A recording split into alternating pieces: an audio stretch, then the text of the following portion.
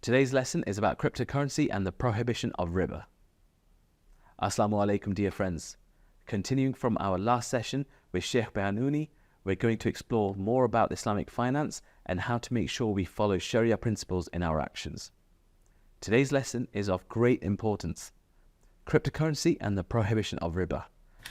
And as always, if you have any questions, please feel free to contact us on our social media channels or in the comment section below. We would love to hear from you, so let's dive in. Understanding riba. First, let's take a look at the definition of riba itself. Riba is explicitly prohibited in Islamic law since it is a practice that fosters unfairness and inequality in financial transactions. At its core, riba refers to the interest charged or increment that a lender receives over the principal amount from the borrower without giving due service or value in return. This excess amount, accrued simply by the passage of time, is deemed unjust, placing unnecessary burdens on the borrower. Islamic teachings emphasize financial justice, equity, and the welfare of society at large. So the prohibition of riba is not arbitrary, but deeply rooted in these principles aimed at establishing a just socio-economic order. The Quran explicitly condemns riba in various verses of the Quran, including Al-Baqarah, highlighting its detrimental effects on both individuals and communities. Engaging in riba is considered a severe sin as it goes against the ethos of fairness and mutual benefit that underpins Islamic financial transactions.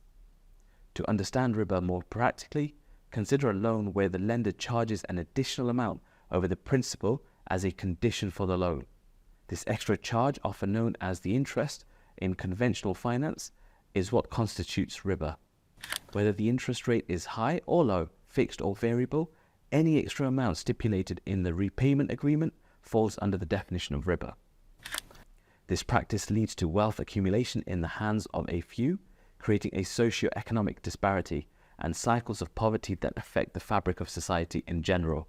Furthermore, riba fosters a culture of irresponsible lending and borrowing, as lenders are assured of their returns, irrespective of the borrower's ability to repay, often leading to crippling debt and financial instability for the latter. In contrast, Islamic finance encourages risk-sharing, participatory approaches, and asset-based financing, promoting responsible and ethical financial practices that benefit all parties involved. So we can conclude, by understanding and avoiding riba, individuals not only adhere to Islamic law, but also contribute to creating a more equitable and sustainable financial system. This approach to finance is not just about abstaining from prohibited transactions, it's a proactive commitment to building a financial environment characterized by trust, by responsibility, and the fair distribution of wealth. While cryptocurrencies don't inherently involve riba, certain platforms and transactions may. For instance, there are crypto lending platforms offering up to 12% annual returns on crypto deposits. This is clearly haram since it involves interest or riba. Approach these with discernment, ensuring compliance with Islamic financial principles. Embracing a riba-free approach isn't merely about adherence to Islamic law. It's a commitment to fostering a financial environment characterized by fairness, equity, and justice.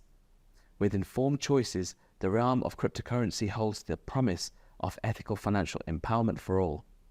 See you inside the next lesson, where we will discuss the topic of staking and how we can approach it from an Islamic perspective. So until next time, stay informed, reflective, and Assalamu alaikum.